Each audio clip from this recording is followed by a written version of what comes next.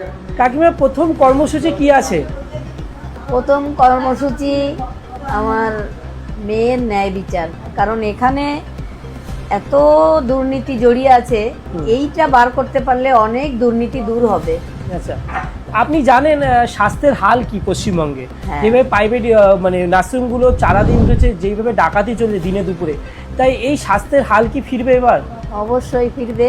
আচ্ছা, আপনার অভয় দিদিও ভালো এডুকেটেড মানে মানে পড়াশোনায় ছিল, যেইভাবে পড়াশোনার হাল যেইভাবে পশ্চিমবঙ্গে নেমে গেছে, যেভাবে প্রাইমারি স্কুলগুলো খিচুড়ি স্কুলে পরিবর্তন হয়েছে, সেই স্কুলগুলোর মানে কি হবে? স্বাস্থ্য ব্যবস্থা তো হলো উন্নত, শিক্ষা ব্যবস্থা কি যেভাবে চটির নিচে চলে গেছে? স্বাস্থ্য শিক্ষা কিছুই ভালো নেই পশ্চিমবঙ্গে। এক্স্যাক্টলি, আমি এটাই শুনতে চাইছি। দুর্নীতিতে ভরে গেছে। হ্যাঁ। 26,000 চাকরিহারারা রাস্তায় ছিল, পুলিশ তাদের মেরে রক্তাক্ত করেছে, কাউকে জেলেও নিয়ে গেছে, স্কুলগুলোতে তালা বন্ধ।